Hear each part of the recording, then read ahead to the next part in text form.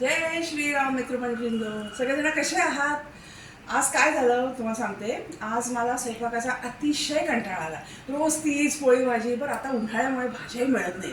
सारखी हे करायची ते रिपीट तीच तीच भाजी होते. आणि मग म्हटलं आज काय करावं, तर आज काहीतरी वेगळा बेत करावा. म्हणून आज मी इडली सांबार केले. बरं का, इडली सांबार चटणी या माझ्या मुलालाही आवडतंय, आईलाही आवडतं, माझ्या मिस्टरांनाही आवडतं. त्यामुळे आज इडली सांबार केले. बघा आमचा बेत. आणि शिवाय आम्ही 2 दिवसांनी गावाला जाणार आहोत. तर माझ्या आईने आज मस्तपैकी चिवडा केलेला आहे, तासा चिवडा केलेला आहे. आणि आता बघा आज आमचं एक ताट कसं दिसतंय.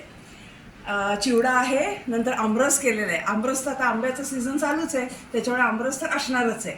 तर इडली सांबार चटणी आमरस आणि चिवडा जरा हटके बेत आहे. तुम्हाला वाटेल हा काय विचित्र बेत आहे, हा काय जेवायला करतात का? पण आम्ही करतो बरं का. आम्ही जेवायला काय दरवेळेला पोळी भाजीच पाहिजे असं काही नाही. जरा हटके बेत आम्हाला आवडतो आणि सगळ्यांना आवडतो. तर आणि मला एक सांगायचं आहे, आणि मला एक तुम्हाला सांगावंसं वाटतं मित्रमैत्रिणींनो, ही जे दाक्षिणात्य पदार्थ आहेत की नाही, इडली सांबार उत्तप्पा डोसा, हे खरं त्याच लोकांनी करावं बरं का. आणि कॉफी खास.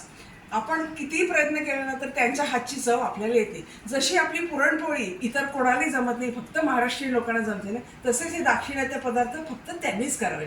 आता 1985 साली कॉलेजमध्ये असताना आम्ही दक्षिण भारताची टूर केली होती. रामेश्वर मदुराई. तर मदुराई रेल्वे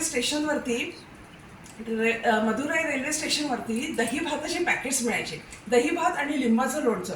अरे काय लोणचं होतं ते माहिती आहे, अप्रतिम. आणि तसंच रामेश्वर देवळाच्या बाहेर रामेश्वरमच्या इडली 5 रुपयाला 2 इडल्या आणि चटणी इतकी सुंदर मिळायची, तुम्हाला सांगता ती चव अजून जिभेवर आणते.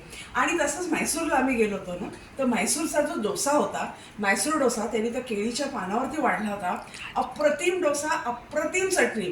आपल्या पुण्यापर्यंत त्या म्हैसूर डोसा बदलत बदलत त्याचं काहीतरी वेगळं तयार होतं. माझं स्वतःचं मत आहे बरं का. इथला म्हैसूर डोसा हा म्हैसूर डोसा नव्हेच. खावा तर तो तिथलाच खावा. तर मित्रमंडळींनो, या सगळं जेवायला आणि या संडेचा स्पेशल लंच जो केला त्याचा आस्वाद घ्या. जय श्रीराम.